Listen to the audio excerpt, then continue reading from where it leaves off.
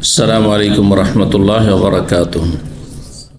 إن الحمد لله نحمده ونستعينه ونستغفره ونعوذ بالله من شرور أنفسنا ومن سيئات أعمالنا. من يهده الله فلا مضل له ومن يضلل فلا هادي له. وأشهد أن لا إله إلا الله وحده لا شريك له وأشهد أن محمدا عبده ورسوله صلى الله تعالى عليه وعلى آله وصحبه وسلم تسليما كثيرا. أما بعد فقد قال الإمام البخاري رحمه الله تعالى باب اسم من لا يفي بالنذر. قال حدثنا مسدد عن يحيى عن شعبة حدثني أبو جمرة قال حدثنا زهد بن مدرب قال سمعت عمران بن حسين يحدث عن النبي صلى الله عليه وسلم قال خيركم قرني ثم الذين يلونهم ثم الذين يلونهم. قال عمران لا أدري ذكر سنتين أو ثلاثا بعد قرنه. ثم يجي قوم ينظرون ولا يوفون ولا يفون ويخونون ولا يؤتمنون ويشهدون ولا يستشهدون ويظهر فيهم السمن.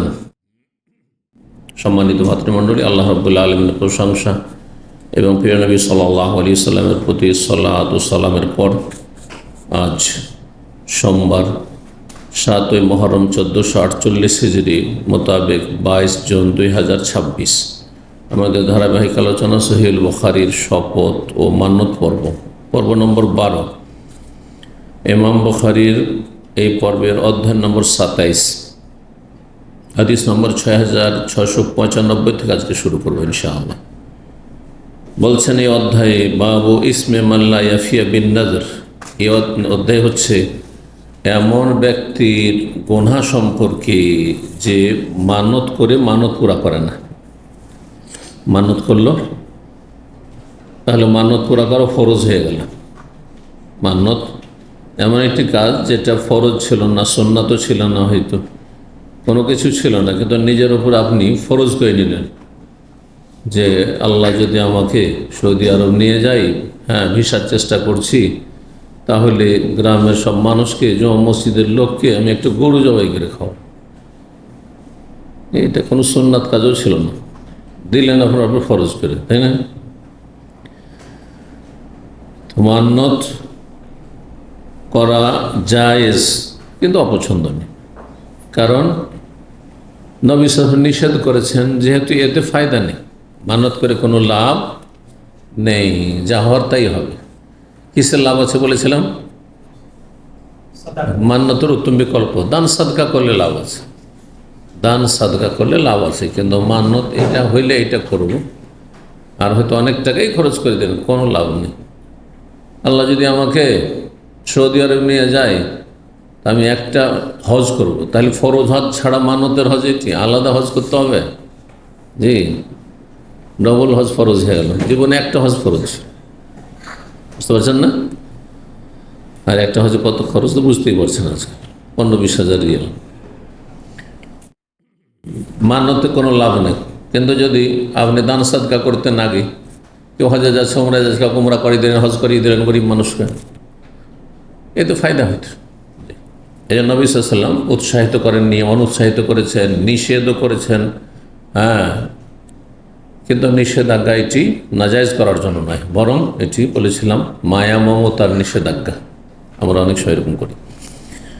তো কেউ যদি মান্নত করে নেয় আর মান্নত পুরা না করে, তার গুনাহ সম্পর্কে সে গুনাহগার, কারণ কাজটি যখন ফরজ ত্যাগকারী, তাহলে গুনাহটি কাবিরা হয়ে যাবে। ফরজ ত্যাগ করা কাবিরা গুনাহ। হাদিস বর্ণনা করছেন ইমরান বিন হুসাইন রাদিয়াল্লাহু তাআলা আনহু, তিনি বর্ণনা করছেন নবী সাল্লাল্লাহু আলাইহি ওয়াসাল্লাম থেকে হাদিস। নবী সাল্লাল্লাহু আলাইহি ওয়াসাল্লাম বলেন খায়রুকুম কারনি, তোমাদের মধ্যে সবচাইতে উৎকৃষ্ট মানুষ আমার যুগের লোকেরা, মানে সাহাবায়ে কেরামগণ রাদিয়াল্লাহু আনহু, আম্বিয়া রাসূলগণের পরে তাদের স্থান।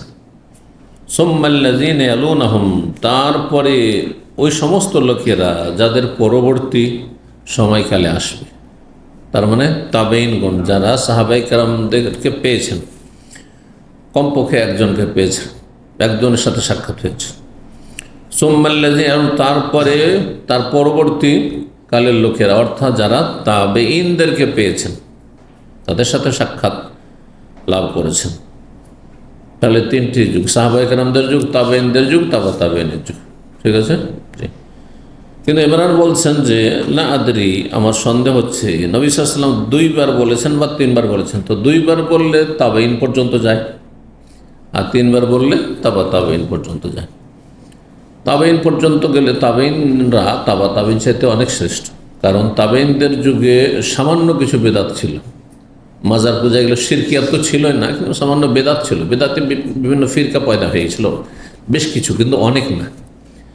কিন্তু তাবেইনের যুগে আরও বেশি বেদাত শুরু হয়ে গেছিল, আর মানুষের ইমানের দুর্বল হতে চলেছিল, তাকওয়া আল্লাহ ভীরুতা কমে এসেছিল, দুনিয়ামুখী হওয়া, বিলাসিতা ইত্যাদি সব, জুলম অত্যাচার এসব ধীরে ধীরে বৃদ্ধি পেয়েছে। বৃদ্ধি পেতে পেতে পেতে শিরক বেদাত আর পাপ বৃদ্ধি পেতে পেতে আমরা এই জামানায় পৌঁছেছি, যেখানে সৎ মানুষকে লুকিয়ে থাকতে হয়, মুখ বন্ধ করে থাকতে হয়, আর অসৎ লোকদের দাপট চলে, প্রকাশ্যে পাপ করে। নেকি করতে অনেক সময় লুকাতে হয়। সব জায়গায় নামাজ পড়া যাবে, নামাজ পড়ার অনুমতি নেই, আছেন। সব কথা বলা যাবে না, মুসলিম সমাজেও সব কথা বলা যাবে না, সব মাসলা বলা যাবে না। হক কথা সত্য কথা বললে আপনার বাস করা মুশকিল হয়ে যাবে। এই অবস্থায় পৌঁছে গেছি। মানবরচিত বিধানটা জানতে অজান্তে মানুষ তারা এমনভাবে তাদের রন্ধ্রে রন্ধ্রে শিরা অপশিরায় রক্তের সাথে মিশে গেছে, এ কোরআন সুন্নাহর সার্বিক জীবনে বাস্তবায়নের কথা অধিকাংশ মুসলিমই বিশ্বাস করে না। এই তো দু চারটে ইবাদতে বিশ্বাসী, ধর্মনিরপেক্ষতা, মুখে বলুক আর নাই বলুক আল্লাহ ইবাদত করুন। তো পাপ বাড়তে বাড়তে, পাপীদের সংখ্যা বাড়তে বাড়তে, অপরাধ বাড়তে বাড়তে এখানে এসে আমরা পৌঁছেছি। আরও যে কত খারাপ অবস্থা, আল্লাহ হেফাজত করুন। বলছেন আমি জানছি না, মানে মনে নেই যে দুইবার বলেছেন বা তিনবার বলেছেন নবী সাল্লাল্লাহু আলাইহি ওয়াসাল্লাম জামানার পরে। সুম্মা ইয়াজিউ, নবী সাল্লাল্লাহু আলাইহি ওয়াসাল্লাম জামানার পরে যদি তিনবার বলে থাকেন তো তাবেইনে জামানা, নবী সাল্লাল্লাহু আলাইহি ওয়াসাল্লামের জামানা একটা 10 হিজরিতে শেষ হয়ে যায়, ওইটা একটা ধরা যেতে পারে। সাহাবায়ে কেরামদের জামানা, তাবেইনদের জামানা, তাহলে 4টি হয়ে যাবে, এরকম নেওয়া যেতে পারে। সুম্মা ইয়াজিউ কওমুন, তারপর তাবেইনের জামানার পরে এমন এক সম্প্রদায় আসবে, এরা অমুসলিম না, কাফের না, কাফের সেই যুগ ছিল, মুসলিম সমাজের লোকদের কথা বলছে। ইয়ানজুরুন, এরা মানত করে, মানত তার কাফেরদের কথা বলা হবে, মুসলিমেরা কিন্তু এমন মুসলিম, দুর্বল ইমানের মুসলিম, এমন জাতি আসবে যারা মানত তো করবে, বলা এখন কিন্তু মানত পুরা করবে না। অধিকাংশ পরে করেন, কসম করে নিয়েছে, কসমের কাফারা দেয়, কসম ভেঙে দিয়েছে, মানত করেছে, মানত পুরা করে না। আরে মানতটা করেছিলাম, এখন তো করলে অনেক টাকা লেগে যায়, থাক, খারাপ কাজ করে থেকে গেল।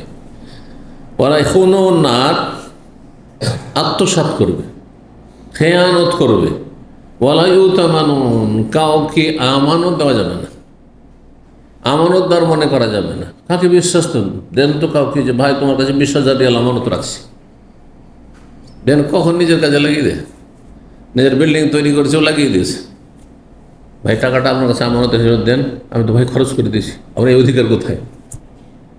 আচ্ছা ঠিক আছে, মাসের মাস বেতন থেকে 500 বা 1000 টাকা করে দেব। এটা যদি ওর ভালো হয় তো দেবে, আর না হয়তো গিলেই খেয়ে নেবে, গিলেই খেয়ে নেবে আজকালকার মানুষ, অধিকাংশ। ইল্লাম রাহিমাল্লাহ, কাউকে বিশ্বাস করে 20,000 30,000 রিয়াল তার কাছে রাখতে পারবেন? বলুন আপনি পারবেন কিনা? ধার দেওয়ার পরে তার কাছে জিম্মি হয়ে যেতে হচ্ছে, মানুষ তার কাছে মনে হচ্ছে ফকির, ভিক্ষা চাইছেন, আপনি ভিক্ষা চাইছেন তার কাছে, অথচ আপনার টাকা ধার দিয়েছেন, টাইম বেঁধে দিয়েছেন, নিজে থেকে দিতে হবে, চাইবো কোনো? আমানতের খেয়ানত, এগুলি সব আমানতের খেয়ানত। ওয়াশহাদুন, সাক্ষী দেবে, ওয়ালা ইউস্তাশহাদুন, অথচ অর্ধেক সাক্ষী চাওয়া হয়, মানে মিথ্যা সাক্ষী দেবে। এখন যে কোনো কেস নিজের লোকের পক্ষে সাক্ষী দেবে, খনিকে নির্দোষী সাব্যস্ত করে দেবে, একজন নির্দোষীকে খনি সাব্যস্ত করে দেবে, একজন ভালো মানুষকে অপরাধী বানিয়ে দেবে, করছে। কোনো ব্যাপারই না মিথ্যা সাক্ষী দেওয়া, অথচ মিথ্যা সাক্ষী এক তো মিথ্যাই কাবিরা গুনাহ, আর মিথ্যা সাক্ষী আকবরুল কবায়ের। এই জন্য মিথ্যা সাক্ষীর কথা বলতে গিয়ে নবী সাল্লাল্লাহু আলাইহি ওয়াসাল্লাম যখন তার আগে হেলান দিয়ে কথা বলছিলেন, বসে গেলেন এই পাপের ভয়াবহতার কথা মানুষের সামনে বর্ণনা করার জন্য, তুলে ধরার জন্য বসে গেলেন। ওখানে মুত্তাকিয়ান ফাজালাস, অশাহাদাতে জোর, অশাহাদাতে সাবধান মিথ্যা সাক্ষীতে। আর মিথ্যা সাক্ষী দিয়ে আপনি একটা ভালো মানুষকে খারাপ মানুষ বানিয়ে দিলেন, একটা খারাপ মানুষকে আপনি নির্দোষী করে দিলেন। আপনি অপরাধের ছড়াছড়ি শুরু হয়ে গেল। আজকাল যে কোনো অপরাধ করেন, যে কোনো অপরাধের আসামি হোক না কেন, হ্যাঁ, উকিল, অ্যাডভোকেট, লয়ার পাশে দাঁড়ার জন্য বসে আছে। মিথ্যা সাক্ষী না, ও এক ধরনের সাক্ষী, ডিফেন্স করছে অপরাধ, বরং সাক্ষী দেওয়ার চাইতে মারাত্মক কাজ করছে, অপরাধ করছে। ওরাও দেখতে পাচ্ছেন এমন কোনো কেস আছে, এমন কোনো অপরাধী তার পাশে কোনো, হ্যাঁ, উকিল দাঁড়াচ্ছেন না, অ্যাডভোকেট দাঁড়াচ্ছে না, আছে কেন? পয়সা হারাম করছো। ওয়াইয়াজহারু ফীহি মুসসামান, পরবর্তীকালের লোকেরা এত অসৎ হবে আর এত বিলাসী হবে যে তারা শুধু নিজের খাওয়ার চিন্তা করবে, আশেপাশে কেউ খেতে পেলো না ওইসব কোনো চিন্তা নেই। যার ফলে অতি ভক্ষণের কারণে আর অতি বিলাসিতার কারণে, আরাম পছন্দের কারণে তারা অনেক মোটা হতে লাগবে। হ্যাঁ, সমান মানে মোটা হয়ে যাওয়া, সমিন, মোটা ব্যক্তি বলা। তো তার মধ্যে বিলাসিতা প্রকাশ পাবে, বিলাসিতা প্রকাশ পাবে। আজকাল অধিকাংশ মানুষ ওজন কন্ট্রোলের জন্য, হ্যাঁ, মরিয়া হয়ে আছে। কেমন ওজনকে কন্ট্রোলই করতে পারি না, হালকাই করতে পারি না। কারণটা কি? আপনার বাবার এই প্রবলেম ছিল না, সমস্যা ছিল না কেন? আপনার দাদার কেন ছিল না এই সমস্যা? আপনার মা খালার কেন সমস্যা ছিল না? হ্যাঁ, আপনার মায়ের না সুগার ছিল, না প্রেশার ছিল, না এই আপনার কোলেস্ট্রল ছিল, কিন্তু আপনার স্ত্রী কেন এই অবস্থা? বিলাসিতা, বসে বসে খায়। জি, আর ভোগবিলাসে জীবনযাপন করে, যা ইচ্ছা তাই খায়।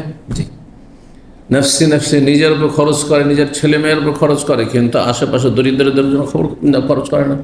যা আমার চলার মতো হইলো, বাকিটা আশেপাশে অনেকে অনাহারে থাকছে তাদের দেখি না, করছে না। কিন্তু সালাফরা তা করতেন না। ওয়ুসিরুনা আলা আনফুসিহিম, নিজের না খেয়ে অন্যকে খাওয়াইতেন। সাহাবায়ে কেরামদের চরিত্র আল্লাহ বর্ণনা করেছে কোরআনে সূরা হাশরে। তার অনেকটা অংশ তাবেঈনদের মধ্যে ছিল। হ্যাঁ, তাবেঈনদের মতো তাবাতাবেনা না হইলে অনেকটা অংশ, তাদের অনেকটা বৈশিষ্ট্য তাবাতাবের মধ্যে ছিল। কিন্তু পরবর্তীকালে আজকাল আপনি প্রতি সপ্তাহে রেস্টুরেন্টে বসছেন, একবার রেস্টুরেন্টে বসে 200, 300, 500 রিয়াল, আমি জানি এইসব লোকদের কথা শুনি, 500 রিয়াল দিল ধসিয়ে। অথচ বললেন যে গোটা মাসে 100টা রিয়াল আল্লাহর রাস্তায় দান করেন আপনি। হ্যাঁ, দিনের আলোচনা হচ্ছে, সেখানে খাওয়া দাওয়া সহযোগিতা করেন। বহুবার চিন্তা করবি 100 টাকা দিয়ে দেবো, গোটা মাসে 100 দেওয়া, মানে 12 মাসে হিসাব করে বসো 1200। তা আমি যদি সৌদি আরবে 5টা বছর থাকি তো কত টাকা চলে গেল। আপনি খাওয়ার ক্ষেত্রে কেন হিসাব করেন না? বিলাসিতার ক্ষেত্রে কেন হিসাব করেন না? তো শরীরকে মোটা বানাচ্ছেন, আর তারপরে তখন ঝরাবারের জন্য তখন এই জিম। আজকাল জিম ছাড়া কোনো উপায় নেই মনে হচ্ছে। নাসাল্লাহ সালামতুল্লাহ আফিয়া। আমি এই জন্য ঘোর বিরোধী। আমার পরিবার পরিজন যারা আমার কথা শুন তাদের ক্ষেত্রে, যে জিমে যাবে, কেন জিমে যাবে? হ্যাঁ, বেশি করে খাবে আর বেশি ঝরাবার কেন প্রয়োজন হবে? আমার কেন প্রয়োজন হয় না? বুঝতে পেরেছেন? আল্লাহ বোঝার তৌফিক দান করেন। 28 নম্বর অধ্যায়, বাবনী অধ্যায় হচ্ছে আন-নাযরু ফিত-তাআহ, মানত হবে সৎ কাজে, নেকির কাজে। তা মানে তাআতুল্লাহ, আল্লাহর আনুগত্যের কাজে। আর যদি গুনহার কাজ হয় মান্নত চলবে না। মান্নতের প্রকরণগুলি কিন্তু বলেছি, জুমার দিন আলোচনা করেছি, করা হয়েছে না? মনে আছে? শিরকি মান্নত, বেদাতি মান্নত, হারাম মান্নত, জায়েজ মান্নত। হ্যাঁ, জায়েজ ক্ষেত্রে মান্নত, আর সুন্নাতের ক্ষেত্রে। একটা সুন্নাত কাজ জরুরি ছিল না, কিন্তু সুন্নাত আপনি জানেন, আমি যদি আল্লাহ আমার এই কাজটি করে দেয় তো আমি জীবনে কোনোদিন চাস্তের নামাজ ছাড়বো না, সালাতুল্লাহ ছাড়বো না, জীবনে কোনো তাহাজ্জুদ ছাড়বো না। তাহাজ্জুদ ফরজ ছিল না, সালাত তো ফরজ ছিল, নবী দিলেন ফরজ করে। বুঝতে পেরেছেন? সব প্রকরণগুলো বলা হয়েছে।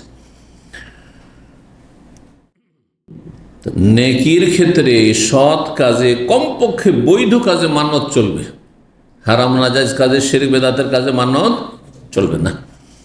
ওমান ফাকতুম মিন নাফাকাতিন, রব্বুল আলামিন বলছেন যা কিছুই তোমরা খরচ করো, ব্যয় করো, মানে দান সাদকা করো, আও নাযারতুম মিন নাযরিন, অথবা যে কোনো তোমরা মান্যত করো, কিন্তু মান্যতটি ফাইনাল্লাহু ইয়ালামুহু, পরবর্তী অংশটি এখানে নিয়ে আসেন ইমাম বুখারী, আল্লাহ জানছেন কি করছো। মানতটি তোমার জায়েজ ক্ষেত্রে, নানা জায়েজের ক্ষেত্রে, হারামের ক্ষেত্রে, শিরক বিদআতের ক্ষেত্রে, মিলাদ করব বলে, মাজারে চাদর চড়াও বলে, খাসি জবাই করবো বলে, নাকি আল্লাহ সন্তুষ্টির কাজে, আল্লাহ জানছেন। ওমালি জালিমিন মিন আনসার, যে ক্ষেত্রে যদি গুনার ক্ষেত্রে মানত করো তো জালেমের কোনো আনসার নেই, সাহায্যকারী নেই, কিন্তু জান্ন হয়ে যেতে হবে।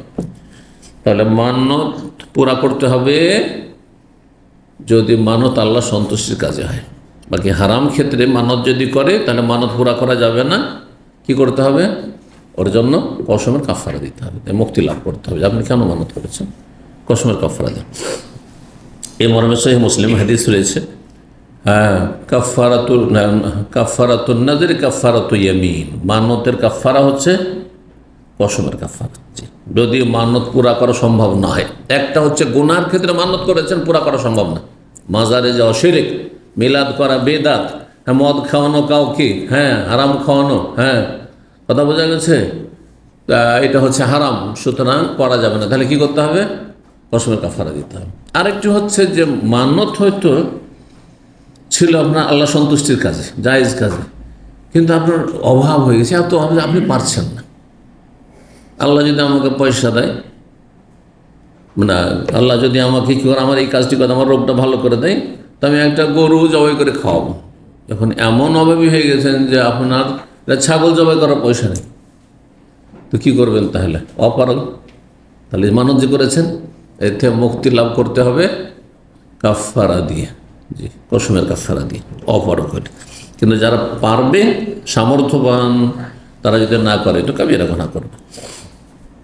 আর যে পারবে না তাকেও কাফারা দিয়ে মুক্ত হইতে না হলে গুনাহগার হবে। 29 নম্বর অধ্যায়, না এটা 28 নম্বর বলছিলাম না, হাদিস 6696 নম্বর হাদিস, মা আয়েশা রাদিয়াল্লাহু তাআলা আনহা বর্ণনা করছেন, নবী সাল্লাল্লাহু আলাইহি ওয়াসাল্লাম বলেন, মান নাযারা ইউতি আল্লাহ ফালিয়ুতি, কেউ যদি আল্লাহর আনুগত্যের মানত করেন, মানে আল্লাহ সন্তুষ্টিমূলক, যাতে আল্লাহ নারাজ, অসন্তুষ্ট হবেন না। অসন্তুষ্ট কোথায় হবেন? যদি জিজ্ঞাসা করে কি জবাব দেবেন? আমার আলোচনা বুঝছেন না বুঝছেন এটা পরীক্ষা করার জন্য। আল্লাহ কোনখানে অসন্তুষ্ট হবেন মানত করলে?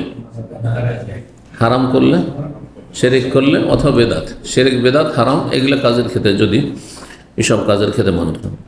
যদি আল্লাহর আনুগত্যমূলক মানত করে থাকেন, মানে বৈধ মানত করে থাকেন, তাহলে অবশ্যই আল্লাহর আনুগত্য করুন, মানে মানত পুরা করুন আপনি।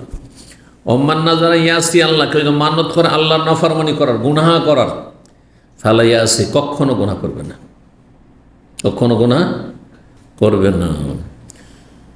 29 নম্বর অধ্যায় বা মনে অধ্যায় হচ্ছে এজা নাযারা, কেউ যদি মানত করে, আও হালাফ, অথবা শপথ করে, কি আল্লাহ ইউকাল্লিমা ইনসানান ফিল জাহিলিয়া, কোনো একজন ব্যক্তির সাথে কথা বলবে না, কিন্তু এই মানতটি ছিল তার কুফরের আমলে, সে অমুসলিম ছিল। জাহিলি যুগে মানে কি? কুফরের যুগে। যখন সে অমুসলিম ছিল তখন কি করেছিল? মান্যত করেছিল যে আমি, এ আমার ক্ষতি করেছে, জীবনের সাথে আমি কথা বলবো না। মুসলিম যদি হয় তাহলে 3 দিনের বেশি তো কথাবার্তা বন্ধ করে জায়েজ নয়, কিন্তু আপনি কাফের ছিলেন, আল্লাহ না করে, অনেক অমুসলিম মুসলিম হচ্ছে, তখন মানত করেছে। সুম্মা আসলামা, তারপরে মুসলিম হয়ে গেল। তাহলে কুফরির আমলে যে মানত করেছিল, ইসলামে আসার পরে কি এই মানত পুরা করা ফরজ হবে? উত্তর কি হবে? না হবে। হবে? সবাই না বলে দিলেন, একটা হবের পক্ষে হলেন না, সবাই এক চারি 4 মযহাবের জায়গায় 1 মযহাব করে দিলেন না, ভুল। 6600 হাদিস দলিল শোনেন, ওমর রাদিয়াল্লাহু তাআলার ঘটনা, জি। 6697 নম্বর হাদিস, হাদিস বর্ণনা করেছেন আব্দুল্লাহ বিন ওমর রাদিয়াল্লাহু তাআলা আনহুমা, তিনি বর্ণনা করেছেন তার বাবার ঘটনা, আমিরুল ওমর আন্না ওমারা বলছেন, ওমর রাদিয়াল্লাহু আনহু বাকালা ইয়া রাসূলুল্লাহ, একদিন বললেন ইসলাম গ্রহণ করার পরে, হে আল্লাহ রসুল, ইন্নী নাযারতু ফিল জাহিলিয়া, আমি জাহিলি যুগে কুফুর অবস্থায় আমি মানত করেছিলাম। তাহলে মক্কার কাফেররা মানত করতো, কি হিন্দুরা মানত করে না? আমার ছেলেটা যদি ভালো হয়ে যায় তো আমি মন্দিরে এই করব। হ্যাঁ, শিরকি মানত, কুফুরি মানত, তাদের ধর্মই শিরক, কুফুরি ধর্ম। কিন্তু একজন মুসলিমের জন্য তো হ্যাঁ, যেই শিরক করুক, যে কুফরি করুক, জাহান্নামে যেতে হয় এতে কোনো সন্দেহ নেই। কিন্তু একজন মুসলিম যদি সত্যিকার মুসলিম হয় জেনে শুনে, তাহলে সে কখনো এই কাজ করবে না। কিন্তু এসব মূর্খ, যারা মাজার পূজা করে, যারা শিরিক করে, যারা বেদাত করে, এরা মূর্খ মুসলিম সমাজের, জি জাহেলেরা, তাদের দিন ধর্ম সম্পর্কে কোনো জ্ঞান নেই। আমি জাহেলি যুগে মান্নত করেছিলাম কি, আন আতাকিফা লাইলাতান ফিল মসজিদিল হারাম, মসজিদ হারামে এক রাত ইতিকাফ করব, এক রাতের জন্য ইতিকাফ করব। হতে পারে শুধু রাত বলেছে, দিন নয়, অথবা এক রাত বললে আমরা রাত দিন দুটোকে উদ্দেশ্য করে থাকি, বলি না? আপনি মক্কা গেছিলেন, হ্যাঁ, কয় দিন ছিলেন? আমরা রাতটা কম, আরবরা রাত ব্যবহার করে বেশি, আমরা দিন ব্যবহার করি। কয়দিন ছিলেন? তো বলছে একদিন ছিলাম। তো রাত ছিলেন না? যে রাতও ছিলাম রে ভাই, তখন বলছেন না, তো একদিন বলে রাত সামিল। ওই রকমই আমি মদিনা গিয়ে এক রাত থাকলাম, তার মানে দিনও থেকেছি রাতের সাথে। তো রাত বলে দিনকে সামিল করা তাতে, অথবা দিন বলে রাতকে সামিল করা, এটাও হতে পারে। আবার হতে পারে যে শুধু রাত্রে আমি করেছি, যে এক রাত, তাহলে বোঝা গেল একদিনের কমও এতেকাফ চলবে, এখান থেকে বোঝা যায়। বা কমপক্ষে একদিন এতেকাফ চলবে, এতেকাফ সম্পর্কে বিস্তারিত আলোচনা আছে, সুতরাং এখানে আর ফেরাচ্ছে না। এই হাদিস ওখানে এসেছে। এবং এতেকাফ কখনো ফরজ, কখনো সুন্নাতে মুআক্কাদা, কখনো ফরজে কিফায়া নয়, মানাফির আবার ফরজে কিফায়া। ভাড়া দিয়ে হইলো, পয়সা দিয়ে হইলো, ভাড়াইটা লোক দিয়ে গ্রামে গ্রামে একটা করে লোককে এতেকাফ করাইতে, নাহলে গোটা গ্রাম গুনাহগার হয়ে যাবে, ভুল করতে হয়েছে। সুন্নাত, সুন্নাত ভালো, গুরুত্বপূর্ণ সুন্নাত, করতে পারলে ফরজে কিফায়া না যে প্রত্যেক গ্রামে ইতিকাফ হইতে হবে না। এই ফতোয়া শাফি, মালিক, আহমদ, অন্য জমহুর অধিকাংশ হলাম কেউ দেয়নি ফতোয়া। জি, সুতরাং এই ফতোয়াটি দুর্বল ফতোয়া, সুন্নাত। আচ্ছা, কখনো ইতিকাফ কি জায়েজ, যে কোনো সময়। রমজান মাসের ইতিকাফ সুন্নাত, রমজান মাসের শেষ দশক আরও গুরুত্বপূর্ণ, সুন্নাতে মুআক্কাদা বলা যেতে পারে। হ্যাঁ, যদি করতে পারেন তাহলে। আর যদি মানত করে নেন তাহলে ফরজ হয়ে গেল মানত করার জন্য, ঠিক আছে না? আর যদি এখন ইতিকাফ করেন, গেলেন মক্কা দিয়ে একদিনের নিয়ত করে নিলেন, হ্যাঁ, তাহলে জায়েজ, অসুবিধা নেই। কাজটি নাকি মুস্তাহাব, জায়েজ মুস্তাহাব, কিন্তু এই কথা বলতে পারেন না যে মুহররম মাসে ইতিকাফ করা সুন্নাত, এটা তো বলা যাবে না। তাহলে বোঝা হলো জায়েজ মুস্তাহাব কাজ, ভালো কাজ, ইতিকাফ একটি ইবাদত। আল্লাহ নবী সাল্লাল্লাহু আলাইহি ওয়াসাল্লাম কি বললেন? আউফে বেনাজির, তোমার মানত পুরা করো। অথচ মানত করেছেন কাফের থাকা অবস্থায়, আর মানত পুরা করতে বলছেন ইসলামে প্রবেশ করার পরে, মুসলিম হওয়ার পরে। এইখান থেকে দেখেন হাদিস হচ্ছে ইতিকাফের মানতের, আর এখানে অধ্যায় হচ্ছে কিসের? যদি কেউ মানত করে যে আমি অমুকের সাথে কথা বলবো না, অথবা কসম, আল্লাহর কসম এই লোকের সাথে আমি কথা বলবো না, তখন সে কাফের ছিল, তারপরে ইসলাম কবুল করলো, তাহলে সেই ফরজটি ফিরে আসবে তার উপরে। জাহিলি যুগেও ফরজ ছিল, এখনও ফরজ। মানত করেছে, মানত পুরা করো। জাহিলি যুগের মানত যদি পুরা করতো তাতে কিছু নেকি পেত না, কারণ নেকি পাওয়ার জন্য মূল শর্ত হচ্ছে তাওহীদ, লা ইলাহা ইল্লাল্লাহ। কিন্তু আপনি মুসলিম হয়েছেন, আপনি নিজের উপর ফরজ করেছেন যেহেতু মানত, অথবা কসম করেছে, কসমের কাফারা দেন। জাহেলি যুগে তাহলে কসম করেছে, আর ইসলামে আসার পর হয় কসম রক্ষা করবে, আর না হলে কী করবে? এটার কাফারা দিকে। এখন কারোর সাথে কথা বলবো না, এটা তো ইসলামে জায়েজ নাই, তাহলে কি করতে হবে? কসম ভঙ্গ করতে হবে। কসম ভঙ্গ করতে হলে তাহলে কাফারা দিতে। 6702 নম্বর হাদিস, ইবনে আব্বাস রাদিয়াল্লাহু তাআলা আনহুমা বলছেন, আন্নান রাসূল রাআ রাজুলান ইয়াতুফু বিল কাবা, নবী সাল্লাল্লাহু আলাইহি ওয়াসাল্লাম জনৈক ব্যক্তিকে দেখলেন যে বাইতুল্লাহর কাবার তওয়াফ করছে, কিন্তু বেজেমামিন, নাকে একটি রশি লাগামের মতো লাগে। নাকে যেমন, হ্যাঁ, কিছু মহিলারা নাক ফোড়ায়, এখানে হ্যাঁ, আর তারপরে গরু ছাগলের হ্যাঁ নাথানো হয়। নাথা বুঝেন তো? গরু, হ্যাঁ, গরু নাথানো, হালের বলদ বা গাড়ির বলদ। জেমামন মানে হচ্ছে ওই লাগাম, হ্যাঁ, আওগাইরিহি অথবা অন্য কিছু, অথবা গলাতে লাগে, গলাতে রশি লাগে। তো সেই লোক তওয়াফ করছে কিন্তু গলাতে একটি রশি লাগে, আরেকজনকে ধরিয়ে দিয়েছে, ওকে টানছে, ধরে টানছে। ই আজব তওয়াফ, জাহিলি যুগের লোক, বা ইসলাম কবুল করেছেন হয়তো কিন্তু জানেন না, উনি এইভাবে চেয়েছেন করতে। ফাঁকা তাহ না, ইসলামের পরে বলছে আন্না রাজনা এত নবী সাল্লাম স্বয়ং দেখছেন এক ব্যক্তিকে যে বাইতুল্লাহর তওয়াফ করছে, কিন্তু সে একটি লাগাম বা রশি লাগিয়ে, গলায় অথবা যা কিছুতে হোক রশি লাগিয়ে, ফাঁকা আও গাইরিহি, সেটি লাগামের মতো একটি রশি ছিল অথবা অন্য কোনো কিছু ছিল, আর একজন টানছে তাকে। নবী সাল্লাম সেটাকে ছিঁড়ে ফেললেন বা কেটে ফেললেন। তাহলে বোঝা গেল যে ভুল সংশোধনের একটি স্তর হচ্ছে বল প্রয়োগ করা, বল প্রয়োগ করা, আরেকটি হচ্ছে বল প্রয়োগ করার কথাই বললাম, আরেকটি হচ্ছে অন্তর থেকে ঘৃণা করে প্রতিবাদ করা। তিনটি স্তর আছে না? ওপরেরটা যদি পারেন আপনি তো নিচে নামবেন না। ধরেন আপনার ছেলে বাদ্যযন্ত্র বাড়িতে নিয়ে এসছে, তাই বলে এই বাদ্যযন্ত্র হারাম, এটা করা চলবে না, মুখে শুধু বলবেন, কি করবেন? ভেঙে ফেলবেন, ওগুলো ভেঙে ফেলবেন, কারণ এগুলো বিক্রি করাও যায় না। কথা বুঝছেন? আল্লাহ না করে মদের বোতল নিয়ে এসছে, আসলে কোনো ব্যাপার না। মুসলিম ঘরে অসৎ ছেলেরা, হ্যাঁ অসৎ ভাই, পরিবারে অনেক অসৎ আছে, তাহলে বলবেন যে যা এই যে পাশে হিন্দুরা আছে বা খ্রিস্টান আছে ওরা বিক্রি করে দেয়, না, মোটেই চাইছ না। হারামের কেনা বেচা হারাম, ব্যবসা হারাম, সুতরাং ভেঙে ফেলতে হবে, নষ্ট করে দিতে।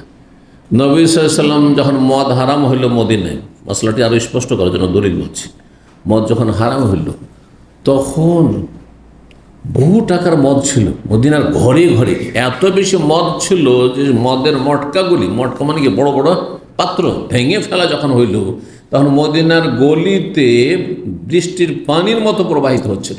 তাহলে কত বেশি মদের নেশা আরব মুশরিকদের ছিল, মক্কা মদিনার কত তার আসক্ত ছিল মদের। তো নবী সাল্লাল্লাহু আলাইহি ওয়াসাল্লাম যদি জায়েজ হইতো দিয়ে পরামর্শ দিতে, দেখো মদ তো হারাম হয়ে গেছে, আর তো খাওয়া চলবে না, কিন্তু পাশে ইহুদিরা বাস করে, ওদের কাছে বিক্রি করে দাও।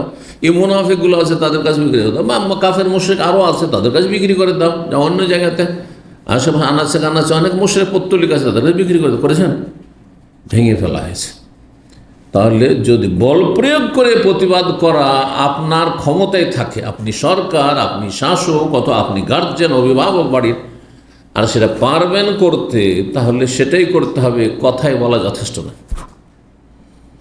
আপনি 10 বছর, 11 বছর, 12 বছরের ছেলেকে আপনি মারধর করে চাপ সৃষ্টি করে সালাত পড়াতে পারবেন, কোনো দিন করছেন না, বাবা চলো নামাজটা পড়ো, বাবা চলো নামাজ পড়তে হয় না, আমরা ফরজ আদায় হলো না, ফরজ আদায় হলো না, কিন্তু 18 বছর 20 বছর হয়ে গেছে, এখন গায়ে আপনার চাইতে বেশি শক্তি হয়ে গেছে, হ্যাঁ আপনি তাকে পারবেন না, কথা ছাড়া কোনো, তখন ভিন্ন বিষয়, তবে বাড়িতে রাখা যাবে না, আপনার অধীনে যেহেতু আপনি আপনার সংসারে খাচ্ছে সেই জন্য। কিন্তু আপনার ভাই যদি আপনার আত্মীয় স্বজন হয় তাহলে সেই ক্ষেত্রে বল প্রয়োগ করা চলবে না।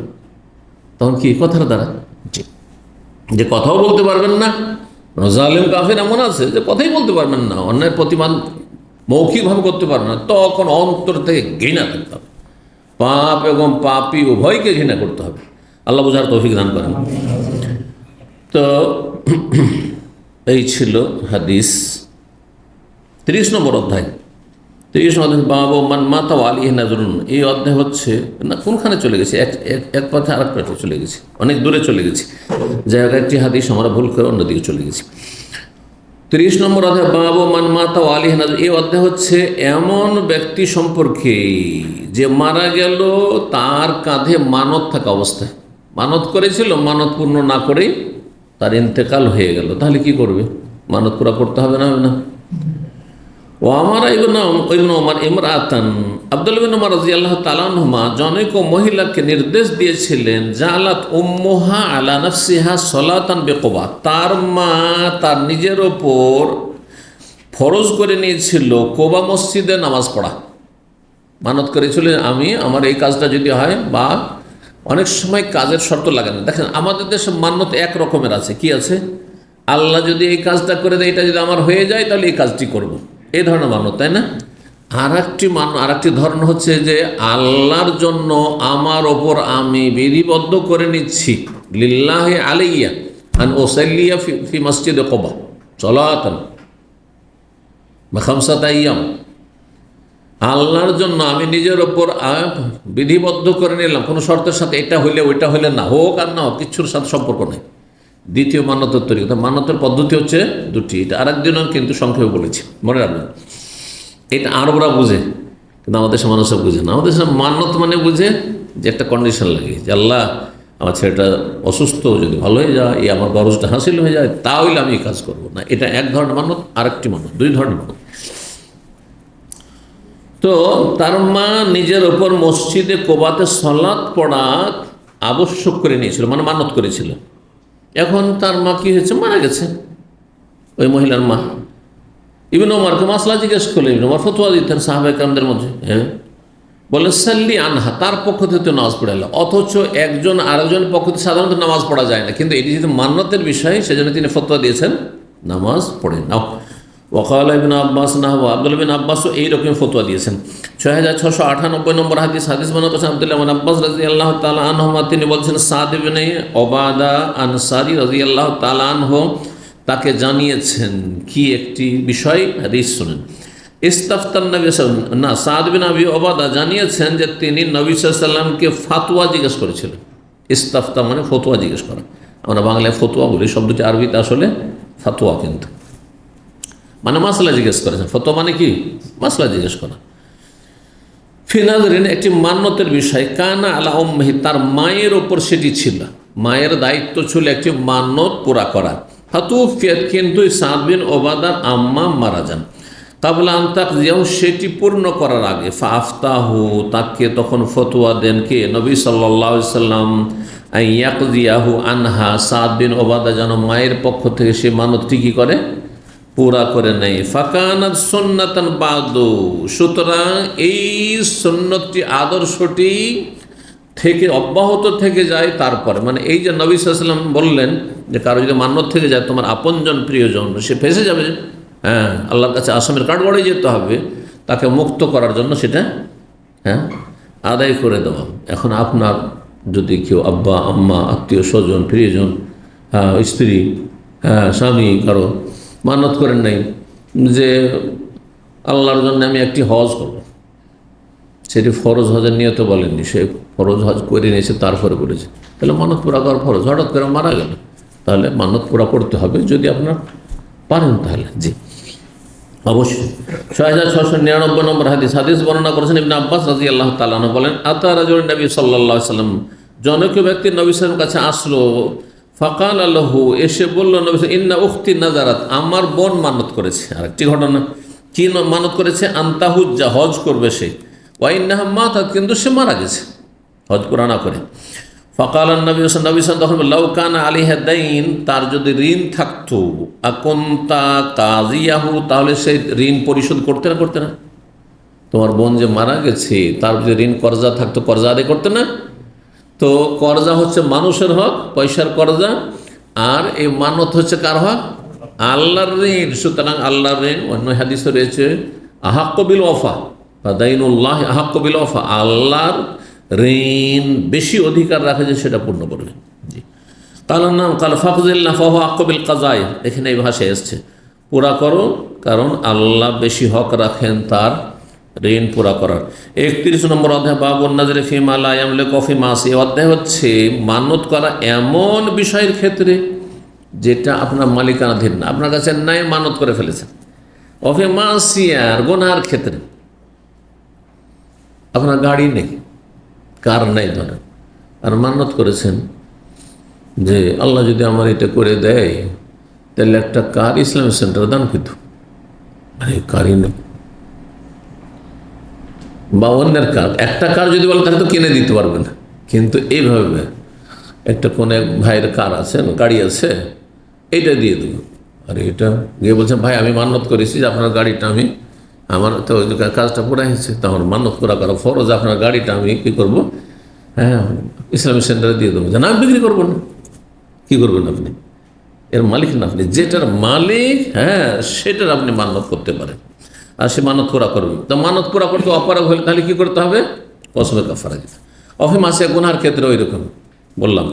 6700 নম্বর হাদিস, মা আয়েশা রাদিয়াল্লাহু তাআলা আনহা বলছেন, নবী সাল্লাল্লাহু আলাইহি ওয়াসাল্লাম বলছেন, মান নাযারা ইউতি আল্লাহ ফালিয়াতি ওয়া মান নাযারা ইয়াসি আল্লাহ ফালায়াসি। একটু আগে হাদিসটা গেল 6696, আর এখানে 700, যে আল্লাহর আনুগত্যের কাজে মানত করে সে যেন সেটি পুরা করে, আর কেউ যদি নাফরমানি গুনহার কাজে মানত করে তাহলে সেটা যেন না করে, হ্যাঁ আল্লাহ নাফরমানি না করে। 6701 নম্বর হাদিস, আনাস রাদিয়াল্লাহু বলছেন, নবী সাল্লাল্লাহু আলাইহি ওয়াসাল্লাম বলেন, ইন্নাল্লাহ লাগানিউন আন তাযিব হাযা নাফসাহু। এক লোক কোন একটি কষ্টের কাজ করছে, মানে হেঁটে হেঁটে সে কি করছে, সে হজে যাচ্ছে, অথবা মান্যত করেছে সে, সামনে একটি হাদিস আসছে যে সে দাঁড়িয়ে থাকবে, জীবনে বসবে না, আর ছায়ায় যাবে না, কথা বলবে না, আর রোজা রাখবে। তার সারাদিন সে রোজা রাখবে, দাঁড়িয়ে থাকবে, আর ছায়া তো যাবে না, রোদরে দাঁড়িয়ে থাকবে, কারোর সাথে কথাও বলবে না। কষ্টদায়ক না? কষ্টকর। বলছে কে বলো ছায়াতে যাক, হ্যাঁ ঘরে ঢুকুক, আর এই কষ্ট না করুক, কারণ আল্লাহ মানুষকে আযাব দিতে চায় না, আর সে রোজা পুরা করুক, তার মান্নত পুরা করুক, বল মান্নত। তো অতিরিক্ত যে আমি বাইতুল্লাহর তওয়াফ করব বিশেষ তরিকায়, কোমরে রশি বেঁধে করতে হবে, হ্যাঁ গলায় রশি বেঁধে, যেমন এই আসছে হাদিসটি। আল্লাহ রাব্বুল আলামিন অমুখাপেক্ষী আনতাজিবে হাযা নাফস, এই লোকটি যে নিজেকে কষ্ট দিচ্ছে, এই কষ্ট দেওয়ার থেকে আল্লাহ মানুষকে কষ্ট দিতে চায় না, তুমি নেকির কাজটি পুরা করো। আচ্ছা হ্যাঁ, ঘটনা এই ছিল এই লোকটির ঘটনা, আর ওই ভিন্ন ধরনের ঘটনা ছিল। এটি ছিল কি, ও রাআহু ইয়ামশি বাইনা ইবনাইহি, সে অচল ব্যক্তি, বৃদ্ধ হয়ে গেছে, চলতে পারেন না, তাহলে বাহনে চাপবে। বাহনে না চেপে বলছেন না আমি মান্নত করেছি আমি হেঁটেই করব, তো হাঁটতে পারে না, হ্যাঁ দুই ছেলের কাঁধে ভর দিয়ে ও হেঁটেই চলেছে, হাঁটতে পারছে। বলছে না, একে বলো যে সে বাহনে চাপুক আর এই কাজটা না করুক। জি, 6702 নম্বর হাদিস, মানে হচ্ছে ইবনে আব্বাস রাদিয়াল্লাহু তাআলা আনহু, নবী সাল্লাল্লাহু আলাইহি ওয়াসাল্লাম এক লোককে দেখছেন বাইতুল্লাহর তওয়াফ করছে, কিন্তু তার গলায় অথবা নাকে একটি রশি লাগানো আছে। নবী সাল্লাল্লাহু সেটি কেটে দিলেন। এই হাদিসটি আগেই আমরা এগিয়ে চলে এসেছিলাম, পরের পাতায় ছিল পাশাপাশি। 6703 নম্বর হাদিস বর্ণনা করেছেন ইবনে আব্বাস রাদিয়াল্লাহু তাআলা আনহুমা বলেন, আন্না নাসা মাররা, নবী সাল্লাল্লাহু আলাইহি ওয়াসাল্লাম একবার অতিক্রম করলেন বাইতুল্লাহর তওয়াফ অবস্থায়, ওয়াহুয়াতুল কাবা, সেই সময় নবী সাল্লাল্লাহু আলাইহি ওয়াসাল্লাম বাইতুল্লাহর তওয়াফ করছিলেন। মাররাবে ইনসানিন, এক লোকের পাশ দিয়ে অতিক্রম করলেন তওয়াফ করা অবস্থায়, সেই লোকটিকে ইয়াকুদু ইনসানান, সে আরেকজন লোককে টেনে নিয়ে যাচ্ছে রশিতে বেঁধে, বেখিজামাতিন ফি আনফি, এখানে আরও স্পষ্ট চলে আসলো, তার নাকে একটা কি, নাকে একটা বালা লাগানো আছে, আর তাতে একটা রশি বাঁধা আছে, আর রশিটা ধরে টানছে। কত কষ্টদায়ক এটা, আর কত বিশ্রী খারাপ লাগছে দেখতে, কিন্তু এইভাবে সে মানত করেছে যে এইভাবে সে তওয়াফ করবে। নবী সাল্লাল্লাহু আলাইহি ওয়াসাল্লাম কি করলেন, ফাকাতাহা, সেটা কেটে দিলেন নবী সাল্লাল্লাহু আলাইহি ওয়াসাল্লাম, বিয়াদি, নিজ হাতে কেটে দিলেন। সুম্মা আমারাহু, তারপরে তাকে বললেন, আন ইয়াকুদাহু বিয়াদিহি, সে চলতে পারে না, তার হাত ধরে টানো, হাঁটতে পারেন না বৃদ্ধ মানুষ বা অসুস্থ মানুষ, তার হাত ধরে টানো, হাত ধরে থাকুক। কিছু লোকের আজকাল এত পশ্চিমা সভ্যতায় প্রভাবিত হয়েছে যে ছোট ছোট বাচ্চাদেরকে কি করছে, গলায় না হাতে রশি বেঁধে রাখছে, না পায়ে, দেখেছেন এগুলো? ছোট বাচ্চা যে হাঁটা চলা করতে পারছে, কোলে নেবে না এই ভদ্রলোক মহিলা বা পুরুষ, কোলে নেবে না, কথা বলছেন, আর হাত খান ধরেও টানবেন না। দেখি এত খারাপ লাগে, একেবারে পশ্চিমাদের কুকুরের মতো লাগে, পশ্চিমাদের কুকুরের মতো লাগে। কারণ পশ্চিমাদের কুকুর নেটা, পশ্চিমাদের দেশে গিয়ে কয়েকবার গেলাম, হ্যাঁ, তো পার্কে, এমন কোনো পার্কে যাই একটু হাঁটাহাঁটি করবো, পার্কে গেলে সবচেয়ে বড় অরুচি হচ্ছে এমন কোনো মানুষ নেই যার সাথে একটা কুকুর নেই, কুকুর নিয়ে হাঁটছে, খুব অস্বস্তিকর অবস্থা, ভয়ও লাগে পাশ দিয়ে অতিক্রম করতে গিয়ে। যদিও তারা কোনো খারাপ দৃষ্টিতে দেখে না, অনেক সময় হাসি মুখেই কথা বলে বা দেখে, হাই হাই করে, সালাম তো দিবে না, তা হাই তো করে, হ্যাঁ আর কি। তো আস্তাগফিরুল্লাহ। কিন্তু একটি পার্কে শুধু আপনাদের বলছি, ওই স্কটল্যান্ডে গেলাম, একটি পার্ক, বিশেষ পার্ক আছে। সেই পার্কে শুরু থেকে শেষ পর্যন্ত পুরোটা অনেকটাই হাঁটাহাঁটি করলাম, আর খুব সুন্দর দৃশ্য, কিন্তু একটিও কুকুর পেলাম না, কুকুরবিহীন মানুষ পেলাম না, কুকুর সঙ্গী ছাড়া মানুষ পেলাম। অবাক হয়ে সেখানকার ভাইদের জিজ্ঞেস করলাম যে ভাই এ তো অদৃশ্য কোথাও দেখেনি, না লন্ডনে, না ম্যানচেস্টারে, না বার্মিংহামে দেখলাম, না লেস্টারে দেখলাম, বহু শহর ঘুরলাম, কোথাও তো দেখলাম না এরকম। তো বলছে যে এটা এর বৈশিষ্ট্য, এই পার্কটির বৈশিষ্ট্য হচ্ছে যে এখানে কুকুর এলাও নেই। বলছে আলহামদুলিল্লাহ যে কুকুর এলাও নেই, যে না কুকুরে স্বস্তিতে শান্তিতে হাঁটলাম। যে তো কুকুর মতো লাগে না, দেখে খারাপ লাগছে। একজন মুসলিম আপনি বাচ্চার গলায় বাঁধেন আর হাতে বাঁধেন অথবা কোমরে বাঁধেন, তারপর টানছেন, আপনি সামনে এগিয়ে যাচ্ছে বাচ্চাটা আর ওকে ধরে আছে টেনে, যাতে হারিয়ে না যায়, হারিয়ে না হাত ধরে। দেখেন এগুলো তাশাবুহ, তাশাব্বুহ বিল কুফফার, কাফেরদের সদৃশ্যতা। এইরকম কাজ না করা উচিত। 6704 নম্বর হাদিস বর্ণনা করেছেন আব্দুল্লাহ বিন আব্বাস রাদিয়াল্লাহু তাআলা আনহু। তিনি বলেন বাইনান নবী ইয়াখতুবু ইযা হুয়া বিরাজুলিন কায়েম। এক সময় নবী সাল্লাল্লাহু আলাইহি ওয়াসাল্লাম ভাষণ দিচ্ছেন বা খুতবা দিচ্ছেন, হঠাৎ করে দেখছেন একজন লোক দাঁড়িয়ে আছে। আরে নবী সাল্লাল্লাহু আলাইহি ওয়াসাল্লাম খুতবা দিচ্ছেন বা ভাষণ দিচ্ছেন, তো বসে যাবে তুমি, তাই না? বসে যাবে আর শুনবে বসে। আপনারা সবাই বসে শুনছেন, এখানে একটি লোক যদি দাঁড়িয়ে থাকে তো আমাকে অস্বস্তি লাগবে না? হ্যাঁ, কেমন যেন লাগবে, এটা খারাপ লাগছে। ফাসালাহু, তার সম্পর্কে জিজ্ঞেস করলেন। ফাকালু, তখন লোকেরা বলল আবু ইসরাইল নাজারা, হচ্ছে আবু ইসরাইল, ইসরাইলের বাপ। তাহলে ইসরাইল নাম রাখা যাবে। আজকাল ইসরায়েল একটি দেশ, বোঝা গেছে না? ইসরায়েলটা ইসরায়েল, হ্যাঁ ওদের কাছে অন্য ভাষা, কিন্তু আরবিতে ইসরায়েল। তো এই জন্য অনেক আরবরা বুঝে না, মনে করে ইসরায়েল সাজা, এর নামটা ঠিক না, অথচ ইসরায়েল নবীর নাম। ইসরায়েল নামে কোনো আপত্তি নেই, কথা বুঝতে পারছেন? যেমন ওসামা নামে কোনো আপত্তি আছে, কিন্তু আজকাল ওসামার নাম রাখলে কাফের যদি দেখে পাসপোর্ট, তা আপনার ছেলেটাকে হয়রান করবে। সেই জন্য আমি অনেক লোকের পরামর্শ দিই, অনেকে বলে আমি ওসামা রাখবো না, রাখে ভালো ভাই, কারণ আপনার ছেলেটা ভবিষ্যতে গিয়ে আপনার প্রতিকূল অবস্থায় পেরেশানির সম্মুখীন হইতে পারে। আপনি এরকম নাম রাখবেন না, কথা বোঝা গেছে না? তো নবী সাল্লাল্লাহু আলাইহি ওয়াসাল্লাম বললেন না, লোকেরা বলল যে আবু ইসরাইল, এই লোকটি আবু ইসরাইল নাজারা, সে মান্নত করেছে আইয়া কুমা, সে দাঁড়িয়ে থাকবে, দাঁড়িয়ে থাকবে, ওয়ালা একটু বসবে না, কিন্তু আপনার খুতবা বা বক্তব্য শুনছে। ওয়ালা ইয়াস্তাজিল, ছায়াও নেবেন না, সুতরাং ছায়াতে এসে বসতে পারছেন না। ওয়ালা ইয়াতাকাল্লাম, কথাও বলবেন না, বোবা হয়ে থাকবে। ওয়ায়াসুম, আর ও রোজা রাখবে সারা। আচ্ছা, নীরবতার রোজা যদি কেউ রাখে জায়েজ আছে? মাসলা একটা জিজ্ঞেস করি আপনাদেরকে। হ্যাঁ, নীরবতার রোজা বুঝেন? যে সারাদিন রোজাও রাখলাম, পানাহারও করব না, আর সারাদিন কথাও বলবো না, এইরকম রোজা কেউ যদি রাখে তো জায়েজ না? না জায়েজ? হ্যাঁ, না জায়েজ। কেন? মারিয়াম আলাইহিস সালাম তো রেখেছেন, ইন্নী নাযারতু লির-রহমানি সাওমা ফালান উকাল্লিমা আল-ইয়াওমা ইনসিয়া। আমি আজকে মান্নত করেছি আল্লাহর জন্য কি সওমে রোজার, সুতরাং কারোর সাথে আজকে খাবো না, এই কথা বলেননি। আজকে পানাহার করব না বলেনি, কি বলেছেন? কোনো মানুষের সাথে কথা বলবো না। তো আমি যদি করি যে আমিও মারিয়াম আলাইহিস সালামের রোজা রাখবো, তো জায়েজ? হ্যাঁ, না। আচ্ছা, নায়ের পার্টি ভারী আছে মনে হচ্ছে, কিন্তু জায়েজ পার্টি বেরিয়ে গেছে। জায়েজ কেন? কোরআন আছে সেজন্য। তো কোরআনে তো মেলা কিছু আছে। আদম আলাইহিস সালামের ছেলে মেয়েদের ভাই বোনে বিয়ে হইত। হ্যাঁ, ইউসুফ আলাইহিস সালাম, হ্যাঁ ইউসুফ আলাইহিস সালামের দরবারে যখন ভাইয়েরা সবাই গেল, সবাই সিজদায় লুটিয়ে পড়লো। তো সিজদা করা যাবে মানুষকে? তাহলে তো পীরদের সিজদা জায়েজ হয়ে যাবে, চলবে? আগের ধর্ম আমাদের ধর্ম বলে গণ্য হবে না? মোটেই গণ্য হবে না।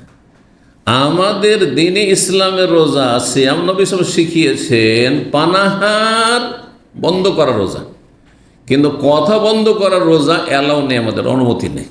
কথা বোঝা গেছে না? সুতরাং কোরআনে আছে মারিয়াম আলাইহিস সালামের রোজা, যেটা ঈসা আলাইহিস সালামের জামান বা মুসা আলাইহিস সালামের ধর্ম, সেটি তখন জায়েজ ছিল যে কথা নীরবতার রোজা রাখা যেত। এই জন্য নীরবতার রোজা রাখা যাবে কি না যাবে না, বেদাত, জায়েজ নয়, গুনাহ, হারাম। বুঝতে পেরেছেন? জি। আগের শরীয়তের ওই মাসলাটি শুধু স্বীকৃত যেটা নবী সাল্লাল্লাহু আলাইহি ওয়াসাল্লাম স্বীকৃতি দিয়েছেন, যেমন কোরবানি ইব্রাহিম আলাইহিস সালামের ধর্মে ছিল, আমাদের ধর্মে আছে। হজ, উমরা, এগুলো, হ্যাঁ, বাইতুল্লাহর তওয়াফ, সাফা মারওয়া, সাই ইত্যাদি। জি। খাতনা করা। তো নবী সাল্লাল্লাহু আলাইহি ওয়াসাল্লাম তখন বললেন, মুরহু, এই লোকটিকে বলো, ফালিয়াতাকাল্লাম, সে যেন কথা বলে, ওয়ালিয়াস্তাজিল্লা, ছায়া যেন গ্রহণ করে, ছায়া যেন বসে, ওয়ালিয়াকুদ, আর বসুক, দাঁড়িয়ে না থাক, ওয়ালিয়ুতিম্মা সাওমাহু, হ্যাঁ, রোজা পুরা করে। রোজা তাহলে মান্নত আল্লাহ সন্তুষ্টির কাজে চলবে, অসন্তুষ্ট বেদাতি কাজে মান্নত চলবে না। এই হাদিস দ্বারা বোঝা গেল হারাম কাজে চলবে না। 32 নম্বর বাবু মান্নাজারা, এই অধ্যায় হচ্ছে কোন ব্যক্তির মান্নত করে আইয়াসুমা আইয়ামান, কয়েকদিন রোজা রাখবে, আজকে থেকে নিয়ে, আজকে সোমবার না, আগামী দিন থেকে মঙ্গল, বুধ, বৃহস্পতি, শুক্র, হ্যাঁ, ধরেন আমি আগামী 4 দিন বা 5 দিন আমি অবিরাম রোজা রাখবো, হ্যাঁ, বিনা বিরতিতে, হ্যাঁ, এক নাগারে রোজা রাখবো, মান্নত করে নিয়েছে। এর মধ্যে একদিন কি পড়ে গেল, হ্যাঁ, ঈদ উল আজহার দিন পড়ে গেল, ঈদ উল ফিতরের দিন পড়ে গেল, ঠিক আছে? রোজা রাখা চলবে? বছরে কয়দিন রোজা রাখা না যায়? দেখি আপনাদের, হ্যাঁ, 5 দিন। 5 দিন ঈদ উল ফিতর, ঈদ উল আজহা আর আইয়ামে তাশরিক, মানে জিলহজ মাসের 11, 12, 13, এই 5 দিন ছাড়া গোটা বছর যে কোনো সময় রোজা রাখতে হবে। তো কোনো ব্যক্তি মানত করেছে যে কয়েকদিন সে রোজা রাখবে, ফাওয়া ফাঁকা, কিন্তু সেই দিনগুলির মধ্যে একদিন ইয়মুন নাহার, ঈদ উল আজহার দিন, কোরবানির দিন পড়ে যাচ্ছে, বা ঈদ উল ফিতরের, আবিল ফিতর, ঈদ উল ফিতরের দিন পড়ে যাচ্ছে, তাহলে কি করবে? তাহলে ওই দিন বাদ দেন, তখন তারপরের দিন রাখবে। 6705 নম্বর হাদিস বর্ণনা করছেন আব্দুল্লাহ বিন ওমর রাদিয়াল্লাহু তাআলা আনহুমা, তিনি বলেন, সুয়েলা আন রাজুল, তাকে জিজ্ঞাসা করা হয় জনৈক ব্যক্তি সম্পর্কে, না যারা সে মান্নত করেছিল কি, আল্লাহ ইয়াতি আলাইহি ইয়াউমুন ইল্লা সামা, আজব মানুষ, সে এত শক্ত মানত করেছিল যে আগামীতে যে কোনো দিন আসছে আমার জীবনে, এমন কোনো দিন যাবে না যেদিন আমি রোজা রাখবো না। মানে আল্লাহর জন্য মান্নত করলাম, আগামী জীবনটা যতদিন বাঁচবো আমি কি করব, আজীবন রোজা রাখবো। গোটা বছরে যদি করে তাহলে ঈদ উল ফিতর, ঈদ উল আজহা তো পড়েই যাবে, আর আজীবন করলে তো অবশ্যই প্রতি বছর এরকম পড়বে। ফাওয়া ফাঁকা ইয়াউম আজহা আও ফিতর, তারপরে তার, হ্যাঁ, পড়ে গেল সামনে ঈদ উল আজহার দিন ও ঈদ উল ফিতরের দিন। ফাকালা, তখন বললেন, ফতুয়া থেকে বলে ইবনে ওমর বললেন, লাকাদ কানা লাকুম ফি রাসূলিল্লাহ উসওয়াতুন হাসানাহ, তোমাদের জন্য রাসূলুল্লাহ সাল্লাল্লাহু আলাইহি ওয়াসাল্লামের জীবনে রয়েছে উত্তম আদর্শ। লাম ইয়াকুন ইয়াসুমু ইয়াউমাল আজহা ওয়াল ফিতর, নবী সাল্লাল্লাহু আলাইহি ওয়াসাল্লাম ঈদ উল আজহা, ঈদ উল ফিতরের দিনে সিয়াম পালন করেননি, রোজা রাখেননি। ওয়ালা নারা সিয়ামা, সুতরাং ঈদ উল ফিতর, ঈদ উল আজহার দিনে রোজা আমি বৈধ মনে করছি না, বা আমরা জায়েজ মনে করছি না, যেহেতু নবী সাল্লাল্লাহু আলাইহি ওয়াসাল্লাম রাখেননি, বরং রাখতেও নিষেধ করেছেন। দুটোই রয়েছে। 6706 নম্বর হাদিস বর্ণনা করছেন জিয়াদ ইবনে জুবাইর, তিনি বলছেন, কুনতু মা ইবনে ওমর, আমি ছিলাম ইবনে ওমরের সাথে। ফাসাআলাহু রাজুলুন, জনৈক ব্যক্তি তাকে জিজ্ঞাসা করলো এই বলে যে, নাযারতু আন আসুমা কুল্লা ইয়াউম মিসলাসা আও আরবিয়া মাইশতু, আমি মানত করেছি যে প্রত্যেক মঙ্গলবার আর বুধবার রোজা রাখব, মঙ্গলবার অথবা বুধবার রোজা রাখব, একটা দিনই যদি হয় যে আগামী জীবনে প্রত্যেক মঙ্গলবার করে রোজা রাখব। মঙ্গলবার কখনো ঈদ উল ফিতর পড়ে যাবে, কখনো ঈদ উল আজহা পড়বে, পড়বে না, পড়বে না, যতদিন বাঁচবে এই কাজই করবো আমি। তো এই হয়েছিল মাইশ, তো যতদিন বাঁচব। ফাওয়াফাকতু হাযাল ইয়াউম ইয়াউমান নাহার, কিন্তু সেই দিনটি মঙ্গলবার বা বুধবার কি পড়ে গেল, বকরা ঈদ পড়ে গেল, ইয়াউমুন নাহার, কোরবানির দিন পড়ে গেল। ফাকালা, তখন জবাবে ইবনে ওমর বললেন, আমার আল্লাহ বিওয়াফায়ে নাজরে, আল্লাহ নির্দেশ দিয়েছেন মান্নত পুরা করার, মান্নত পুরা করতে হবে, কিন্তু তার পাশাপাশি নবী ও নহিনা, আমাদেরকে নিষেধ করা হয়েছে নবীর পক্ষ থেকে, আন্নাসুমা ইয়াউমান নাহার, কোরবানির দিনে রোজা রাখতে। ফাআদ আলাইহি, এই কথাতে সে বুঝতে পারলো না, জ্ঞানী মানুষ বুঝে নেবে যে আল্লাহ বলেছেন মানত করা করো, আর নবী নিষেধ করেছেন কোরবানির দিনে রোজা রাখতে বা ঈদের দিনে রোজা না রাখতে, রোজা রাখতে নিষেধ করেছেন, রোজা রাখতে নিষেধ করেছেন। আর আল্লাহ বলছেন মানত করা করো। আর তুমি বলে যতদিন বাঁচব মঙ্গলবার অথবা বুধবার কি করব, আমি রোজা রাখবো। আর পড়ে গেছে এই কোরবানি মঙ্গলবারে অথবা বুধবারে, তো দুটো কথা মিলিয়ে নাও। আল্লাহর কথার উপর আমল করতে হবে, নবীর কথার উপরও আমল করতে হবে। তাহলে কি করতে হবে, এই মঙ্গলবার যে মঙ্গলবারটি ঈদ পড়ছে বা এই বুধবার ঈদ পড়ছে সেই দিনটা রাখা যাবে না, কিন্তু তার বদল আর একদিন করে রাখবে, তার বিনিময়ে অন্য দিনে রেখে নেবে, বৃহস্পতি রেখে নেবে, অন্য দিনে রেখে নেবে। পুনরায় সে বুঝতে পারেনি, সাধারণ মানুষ অনেক সব বুঝেন না, অস্পষ্ট কথা, একবারে খুব সহজ ভাষায় কথা বলতে হয়। পুনরায় সে আবৃত্তি করলো সে কথার, ফাঁকা আলম ইসলাম অনুরূপ জবাব দিলেন, লা ইয়াজিদ, এর বেশি আর কিছু বলছেন না, ব্যাস এতটুকু। তিনি সুন্নতের পাবন ছিলেন, সেই জন্য সংক্ষেপে সুন্নার কথা বলছেন যে আল্লাহর নির্দেশ মান্যত করা করো, অলিউফুন নজুর আহম। আর নবীর বারণ হচ্ছে যে ঈদের দিনে রোজা রাখা নিষেধ, তুমি এখন মিলিয়ে নাও, তাহলে রোজা এই দিনে রাখা চলবে না, কিন্তু মান্যত পুরা করতেও অন্য দিনে করো। 33 নম্বর অধ্যায়, বাবুন, অধ্যায় হচ্ছে হালিয়াত খলফিল আইমান ওয়ান নজুরে আল আরদু ওয়াল গানামু ওয়া জারু ওয়াল আমতিয়াতু। জি, ইমাম বুখারী রাহিমাহুল্লাহ বলছেন যে শপথে এবং মান্যতে, শপথ এবং মান্যত দুটো বিষয় না, আমাদের পর্বের বিষয় কি, শপথ এবং মান্যত।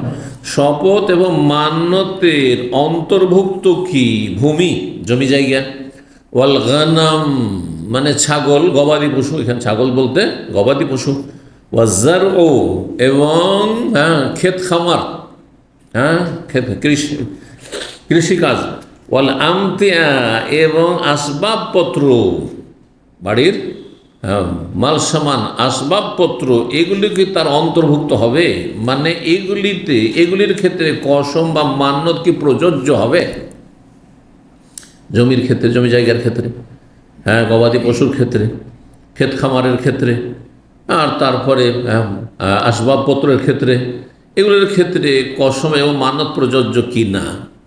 এমন অধ্যায় ইমাম বুখারী নিয়ে এসেছেন যে সাধারণ মানুষ কিছু বুঝতেই পারবেন না, বুঝতে পারছেন না। ঘটনা হচ্ছে যে ইমাম বুখারী রাহিমাহুল্লাহ অনেক জায়গায় ইমাম আবু হানিফা রাহিমাহুল্লাহ বা এইরকম যেসব আইম্মায়ে কেরামগণ ফতোয়ায় ভুল করেছেন, তাদের খণ্ডন করেছেন, এরকম অধ্যায় নিয়ে এসে। তো ইমাম আবু হানিফার মত, ইমাম আইনি রাহিমাহুল্লাহ উমদাতুল কারি সহিহ বুখারীর ভাষ্য, এই ফতুল বারী ইবনে হাজারের তারপর খুব গুরুত্বপূর্ণ ভাষ্য, অনেক খণ্ডে রয়েছে গুরুত্বপূর্ণ ভাষ্য। এবং ইবনে হাজার আর ইমাম আইনি দুইজনে আবার মিশরি আলেম ছিলেন।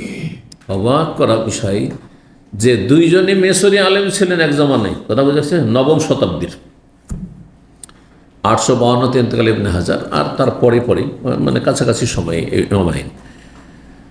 তো ইমাম ইবনে হাজার ছিলেন শাফি ইমাম, শাফি ফাকি, আর ইমাম আইনি ছিলেন হানাফি ফাকি। দুইজনেই সহিহ বুখারীর ভাষ্য লিখেছেন আরবিতে, কিন্তু বিশাল ভাষ্য। তো ইমাম আইনি নিজে বলছেন যে ইমাম বুখারী রাহিমাহুল্লাহ এই অধ্যায়টি নিয়ে এসে ইমাম আবু হানিফা রাহিমাহুল্লাহর মতের খণ্ডন করছেন, ইমাম আবু হানিফা বলছেন তার মত কি, যে শপথ আর মান্যত এমন বস্তুতে হবে যেই বস্তুগুলিতে জাকাত আছে, যাতে জাকাত নেই তাতে শপথ চলবে না, আর তাতে মানত চলবে না। কথা বুঝতে পেরেছেন। ভূমি, জমিতে জাকাত আছে, ব্যবসায়ী সামগ্রী না হলে এমনি জমিতে জাকাত নেই। ছাগলে জাকাত আছে। তারপরে ক্ষেত খামার যদি ফসল হয়, ফসল বোঝা যায়, তাহলে ফসলে জাকাত আছে। মাল সামান, আসবাবপত্র, ফার্নিচার, কাপড় চোপড় ইত্যাদিগুলোতে জাকাত নেই। ব্যবহৃত যেগুলো বস্তু সেগুলোতে জাকাত নেই। আপনার যত 100টি যদি আপনার পাঞ্জাবি থাকে, জুব্বা থাকে, আর আপনার প্যান্ট শার্ট থাকে, জাকাত নেই তাতে, ঠিক না। তো ইমাম বুখারী রাহিমাহুল্লাহ কিছু বিষয় রয়েছে এগুলোতে জাকাত, যেমন ছাগলে জাকাত আছে, আর তারপর ফসলে জাকাত আছে, ভূমিতে জাকাত নেই, মাল সামান আসবাবপত্রে জাকাত নেই, ফার্নিচারে জাকাত নেই। এই কথা সবগুলি মিলিয়ে খণ্ডন করতে চাইছেন যে হ্যাঁ সবগুলি জাকাত আছে না, এই সবগুলির ক্ষেত্রে কসম প্রযোজ্য আর সবগুলির ক্ষেত্রে মান্নত প্রযোজ্য। জাকাত ফরজ হইলেই শুধু মান্নত চলবে সেই ক্ষেত্রে, আর কসম চলবে এমন কথা নয়। আবার বলি কথাটি, ইমাম আবু হানিফা রাহিমাহুল্লাহর মত হচ্ছে যে মান্নত আর কসম কোন ক্ষেত্রে প্রযোজ্য? যেসব মাল সামান বা সম্পদে কি রয়েছে? জাকাত রয়েছে। যে সম্পদে কি নেই, জাকাত নেই, সেই ক্ষেত্রে মান্নত চলবে না, সেই ক্ষেত্রে কি চলবে না? কসম চলবে না।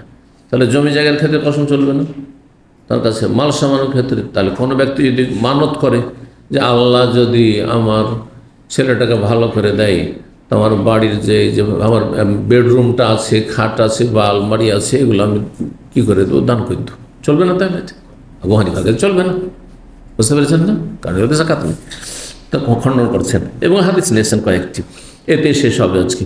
ওয়াকালা ইবনে ওমর, আব্দুল্লাহ ইবনে ওমর রাদিয়াল্লাহু তাআলা আনহু বলেন, কালা ওমর, তার পিতা ওমর রাদিয়াল্লাহু তাআলা একবার নবী সাল্লাল্লাহু আলাইহি ওয়াসাল্লাম বললেন, খাইবারের যুদ্ধের পরে খাইবার অঞ্চলে তিনি একটি খুব সুন্দর জমি ভাগে পেয়েছিলেন।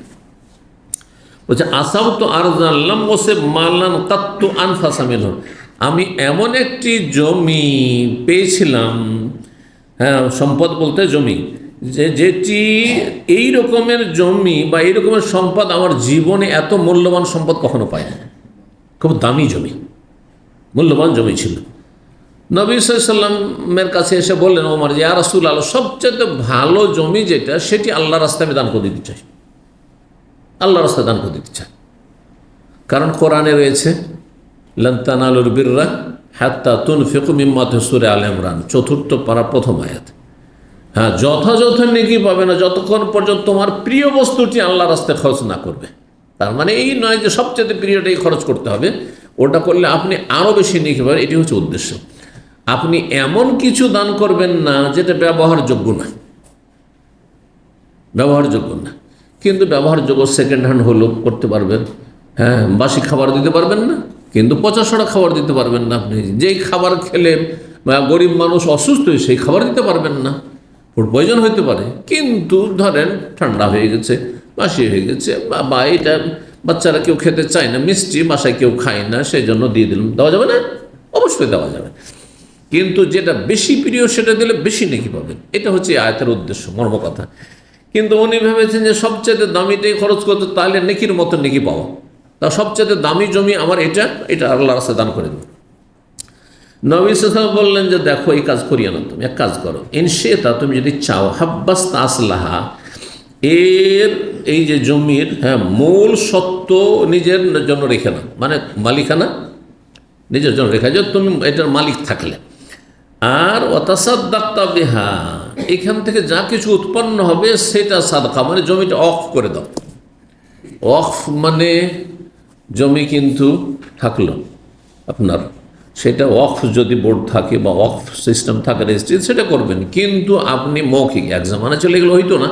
সুতরাং আপনি মনে মনে নিয়ত করলেন যে এই জমি থেকে যত ফসল হবে, আমাদের দেশে এটাকে কি বলতো, লিল্লাহ বলতো না কি বলতো, এই ধরনের কিছু বলতো, লিল্লাহি জমি। হ্যাঁ হ্যাঁ, মনে পড়ে, ছোটোকালে শুনতাম, আঞ্চলিক ভাষায় এটা হচ্ছে লিল্লাহি জমি, মানে আল্লাহর জন্য ছেড়ে দিয়েছে সেটা।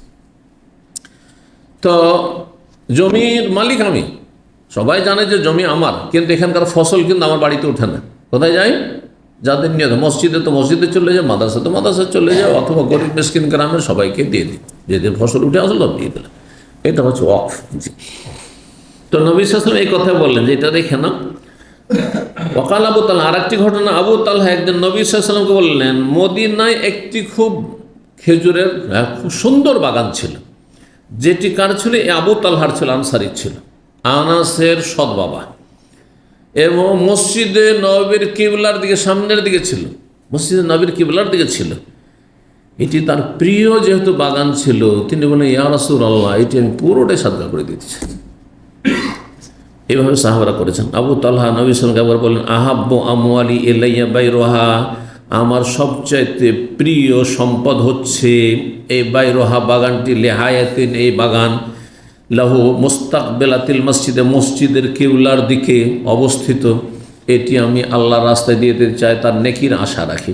নবী সাল্লাল্লাহু আলাইহি সাল্লাম বলেন, বাখিন বাখিন, থামো থামো, বা সাবাস সাবাস, ভালো কথা, কিন্তু তুমি সবটাই দিয়ে দিও না, কিছু দাও, কিছু রাখো। আর না, বলছেন না আমি সব দান করব। এক কাজ করো তাহলে, তুমি এইভাবে দান না করে দিয়ে তুমি এটা অফ করে দাও, আর এখান থেকে যা উৎপন্ন হবে ফসল বা যা খেজুর হবে, তোমার আত্মীয় স্বজন যারা অভাবী হবে, তোমার বংশধার, তাদের জন্য এটা অফ করে দাও। এটাও করতে পারো যে এই জমি থেকে যত কিছু বা এই বাগান থেকে যত যা কিছু ফলমূল হবে সব আমার আত্মীয় স্বজন, আমরা নিজেরা খাবো না, আমার বংশধর যারা গরিব মানুষ তাদের জন্য অফ থাকলো, বা আমার গ্রামবাসীর জন্য অফ থাকলো, জায়েজ। এই হাদিস, দুটি হাদিস নিয়ে এসে কি দেখাতে চান ইমাম বুখারী, যে জমিতে তো কি নেই, যাকাতে নেই, কিন্তু তিনি এটা করেছেন। হ্যাঁ, মানত করেছেন, ইয়া রাসূলুল্লাহ আমি এটা মানত করেছি, এই কাজ আমি করব, এই যে মানত। 6707 নম্বর হাদিস বর্ণনা করছেন আবু হুরায়রা রাদিয়াল্লাহু তাআলা আনহু, তিনি বলেন, খারাজনা মা রাসূলিল্লাহ সাল্লাল্লাহু আলাইহি ওয়াসাল্লাম, রাসূলুল্লাহ সাল্লাল্লাহু আলাইহি ওয়াসাল্লামের সাথে আমরা বের হয়েছিলাম যুদ্ধে, ইয়াউমা খায়বার, খায়বারের দিন, খায়বারের যুদ্ধের জন্য। ফালাম নাগনাম যাহাবান ওয়ালা ফিদ্দাতান ইল্লাল আমওয়াল আল মাতা ওয়াস সিয়াব, কিন্তু আমরা গনিমতে কাফেরদের যে লুণ্ঠিত সম্পদ, হ্যাঁ, জিহাদের ময়দানে কাফেরদেরকে পরাজিত করে চুরি ডাকাতি করে নাই, কাপুরুষের মতন চুরি ডাকাতি করে কাপুরুষ, আর জিহাদ ফি সাবিলিল্লাহ হচ্ছে বীর পুরুষের কাজ। কথা বলছেন না? এই জন্য অনেক মূর্খরা সামান্য একটু পড়াশোনা করে মনে করে যে কাফের ধন সম্পদ চুরি করা যায়, হ্যাঁ, অথবা ছিনিয়ে নেওয়া যায় না, হারাম। এটা কাপুরুষের কাজ, এটা হারাম। কখন জায়েজ হবে? জিহাদ ফি সাবিলিল্লাহ হইল শরীয়ত সম্মত, আর তারপরে তারা পরাজিত হইল, বীর পুরুষের মতো আপনি বিজয়ী হইলেন, তখন যে সম্পদ পাবেন এটির নাম গনিমত। হ্যাঁ, যুদ্ধের পরে যদি হয়, আর এমনি ছেড়ে পালে তাহলে ফাইন, এইটা যায়, এটা হচ্ছে পবিত্র রিজিক। বুঝতে পেরেছেন? দুটিতে পার্থক্য না করার কারণে আমাদের সে কিছু মৌলভী সাহেব একসঙ্গে ফতোয়া দিত। এক আলেম ছিলেন আমাদের ডিস্ট্রিক্টে, আল্লাহ মাফ করে দুনিয়া থেকে চলে গেছেন, বলছেন আকুল মালিল কাফেরে জায়েজুন, যে কাফের মাল খাওয়া নাকি জায়েজ। আস্তাগফিরুল্লাহ ওয়া আতুবু ইলাইহি। তাহলে কাফের কোম্পানিতে যদি চাকরি করেন তো মাল সামান, আপনি স্টোর কিপার, সব আপনি চুরি করে নিয়ে যাবেন, খাওয়া জায়েজ? ইচ্ছা করলে আপনি সবই নিয়ে চলে যেতে পারেন সেখান থেকে, জায়েজ না? মোটেই যা, হারাম। ভাই, মানুষের হকের ক্ষেত্রে মুসলিম অমুসলিম সমান। মুসলিমের সম্পদ চুরি করা, ডাকাতি করা, আর কাফের করা সমান সমান অপরাধ। তো বলছেন যে আমরা খায়বারের যুদ্ধ করলাম, খায়বারের যুদ্ধ ইহুদিদের বিরুদ্ধে হয়েছিল।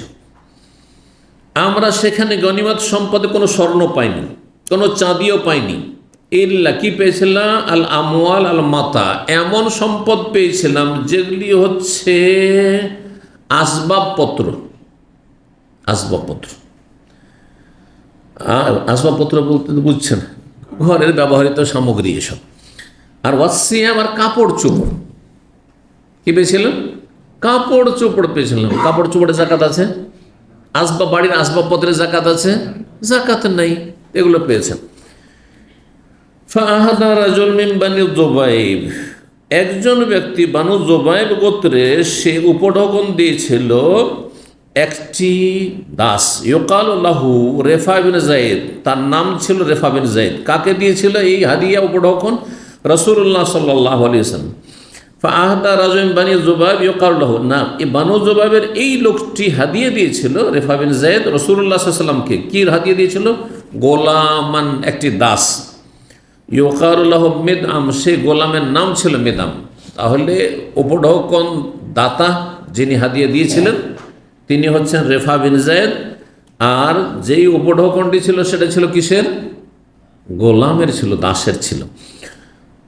ফওয়াজ্জাহ রাসূলুল্লাহ সাল্লাল্লাহু আলাইহি ওয়াসাল্লাম ইলা ওয়াদিল কোরা, বা ফওয়াজ্জিহা, এখানে উজ্জিহা পড়াটা বেশি ভালো। রাসূলুল্লাহ সাল্লাল্লাহু আলাইহি ওয়াসাল্লামকে দিক নির্দেশনা দেওয়া হলো, মানে আল্লাহ বললেন যে খায়বারের যুদ্ধ শেষ হলো, এখন ওয়াদিউল কোরায় কাফেররা বসবাস করে, সে এলাকায় অ্যাকশনের জন্য, যুদ্ধের জন্য যাও।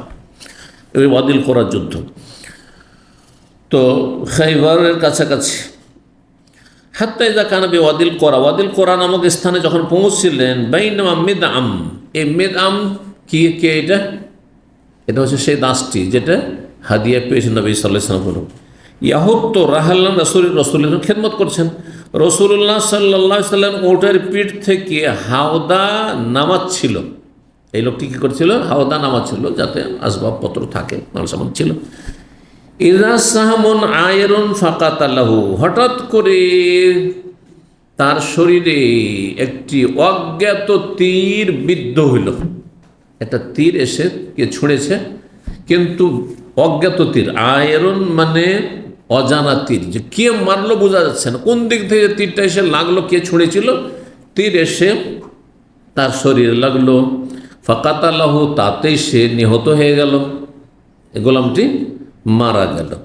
ফাকাল আন্নাস, তখন লোকেরা বলতে লাগলো যে এর তো সৌভাগ্য, এটা নবী সাল্লাল্লাহু আলাইহি সাল্লামকে উপঢৌকন দিয়েছে এর মালিক। আর নবী সাল্লাল্লাহু আলাইহি সাল্লামের উটের পিঠ থেকে সে হাওদা, যে পালকিটি আর আসবাবপত্র মাল সামগ্রী নামাচ্ছিল, আর সেই অবস্থায় তাকে তীর লেগেছে, তাহলে তো এ তো জান্নাতি। সেই জন্য লোকেরা মন্তব্য করলো, হানিয়ান লাহুল জান্নাহ, মোবারকবাদ হোক একে জান্নাতের, জান্নাতের হানিয়ান মানে মোবারকবাদ, মানে জান্নাত তার জন্য, হ্যাঁ, বা তাকে আল্লাহ জান্নাতি করুন, সে জান্নাতি। জান্নাতি বললো, আসলে শাব্দিক অর্থ হচ্ছে হানিয়ান মানে মোবারক, হানি আল্লাহুল জান্নাহ, জান্নাত তার জন্য মোবারক হোক। রাসূলুল্লাহ সাল্লাল্লাহু আলাইহি ওয়াসাল্লাম তখন বলছেন, কাল্লা, কখনো না, কখনো না। নবী সাল্লাল্লাহু আলাইহি ওয়াসাল্লামের খাদেম, তাকে জান্নাতের সার্টিফিকেট সাহাবীরা দিলেন, সেটাতে আপত্তি করে নবী সাল্লাল্লাহু আলাইহি ওয়াসাল্লাম কাল্লা, কোশ্চেন কালেও না।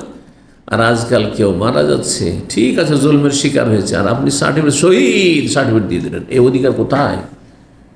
শহীদ সার্টিফিকেটটি আল্লাহ ইস্যু করবেন, আমাদের ইস্যু করার কোনো ক্ষমতা নেই। সহজ ভাষা বুঝেন, বুঝছেন না?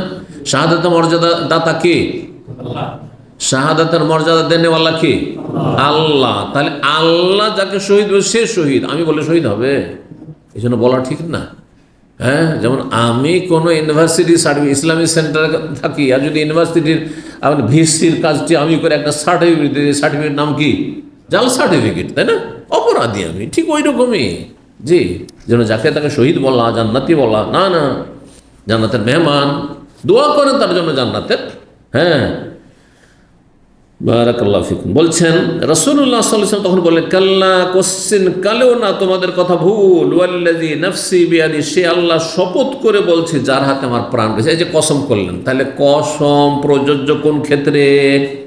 আসবাবপত্র, কাপড় চোপড়ের ক্ষেত্রে।